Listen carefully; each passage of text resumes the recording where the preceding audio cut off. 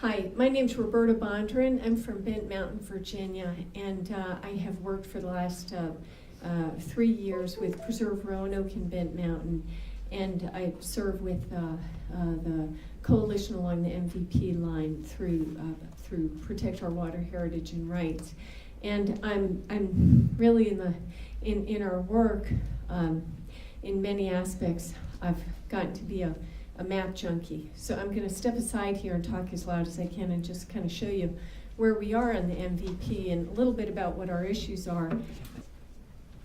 I heard Richard Averett talking about property rights, and I couldn't impress again more the significance of what he had to say. I wanted to add in on that simply as to survey and property rights issues, that we're citizens and we're not serfs. And unless we stand up and message that to our government and to our courts, and to require our local governments and our state governments and federal government to serve us, and require our courts to serve justice, then we're not going to get it. And I was talking with my neighbor, Karen Scott, whose daughter, by the way, whose homeschooled daughter from Bent Mountain, drew this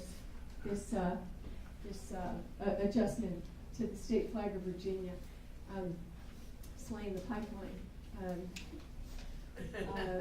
We just determined, this is one of those times in life where we just, there is no choice. We're just digging in and we're going forward. So we appreciate you being here.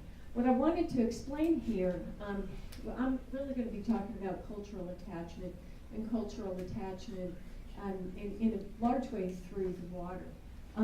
What you see here is the ridge and valley zone of Virginia, and we're just cutting, as you know, kind of on a more northern bend, and many of you know through the ACP, how the pipeline cuts across the mountains.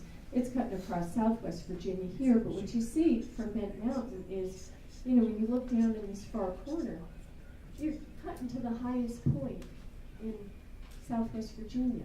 We're almost a 4,000-foot mountain, and this route makes a beeline for that mountain. I can't imagine why that is, except that you might think that, when you're looking on the CAD drawing, that there might be the fewest number of people there.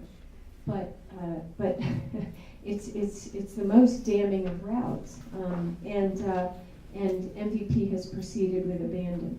What you see, what you see here is a route from which I'll be talking on behalf of groups of citizens from Montgomery County, from Mount Tabor, and from both sides of Bent and Poor Mountain. In Roanoke and in Montgomery County, a place that was settled from the mid to the late 1800s, industry, railroad, apple orcharding. Before that, we had settlements, over many thousands of years of Native Americans, relative to what we know is more recent civilization. It was relatively late in the 1800s and into the orcharding industry, is what you'll see in Roanoke County and Montgomery County. But here, what our government and MVP have failed to recognize is that here in these highermost reaches, you see the tendrils of Bottom and Mill Creek coming down. It circles way back, through Floyd and Montgomery County, and circling back to, and from Montgomery County, Giles County, through this North Fork of the Roanoke, and joining up right here. We've got Spring Hollow Reservoir right here. Folks I'm going to be talking a little bit about folks from this part of the mountain, and how this watershed getting cut across by these hot spots on MVP will decimate the upland reaches of tendrils of what we've had designated as Tier 3 streams. Our former DEQ agent, Bob Johnson, worked with his wife for 10 years after his retirement, and had Bottom Creek which is, part of Nature Conservancy's Bottom Creek Gorge Preserve, designated a Tier 3 stream. DEQ has been prepared to fine people for offenses to that stream, but it's been looking the other way.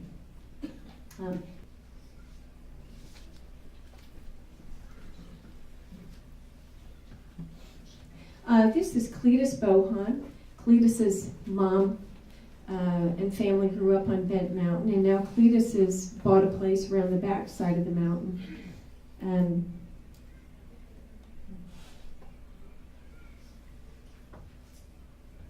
And he's got both an access road and and part of the pipeline coming up the back side of Poor Mountain. This is one of the caves coming through Mount Tabor. This is Thundercroft Cave, across from the Mount Tabor variation that's just been discovered. The pipeline is slated to go through there. Pipeline slated to go through there, and this was just discovered on surveying. This is an entire region of karst. This is Jim Law. He lives with his neighbors, Cletus Bohan and Don Apgar, on the backside of Poor Mountain in Elliston. This area has been slated for a compressor station. So I'm going to read to you in summary a statement from Don Apgar. Don's brother Mickey, elderly, the family ran the Sunshine Deli Mart on Route 460 in Elliston all of their lives. So I'll abbreviate this.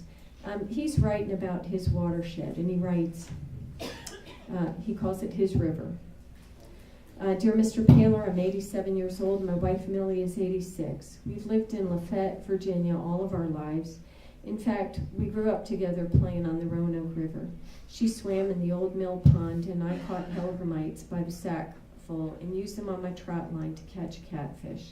Lafayette is right on the Roanoke River, nestled in the area between the joining of the north and south forks of the Roanoke and the crossing of the river by Lee Highway, presently Route 11 and 460. Lafayette was a town that had 3 grocery stores, a blacksmith shop, a post office, a cooper, an undertaker, and a sawmill at the junction of the north and south forks of the Roanoke.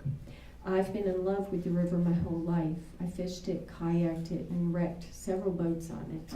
My first kayak was a Sears and Roebuck wood canvas kit gift from my aunt in 1948. My second kayak I made with Millie's uncle after I returned from military service in the Korean War. We worked on it at night after working in the grocery business all day, so it took us about 2 weeks to finish. We copied my original kayak, but made it large enough to hold 2 people. He says, I don't want to see my river destroyed. I own about 1,700 feet of river frontage, which I can look out on every day when I wake up. In fact, the crossing of the Roanoke River is on my property at milepost 235. I live on a hill overlooking the Roanoke River and can see, hear, and taste it every day. And again, that's just a mile, 0.2 from Spring Hollow Reservoir. And I want to show you what that river looks like. Don Apgar is in rehab now. His brother died last year. Don brought me up in his truck to see this cabin, which sits at Fort Lewis Mountain in Roanoke County, just before he fell and hurt his hip. And so he has, many grandchildren, nieces and nephews who participate in the care and upkeep of this property. So thank you for your attention.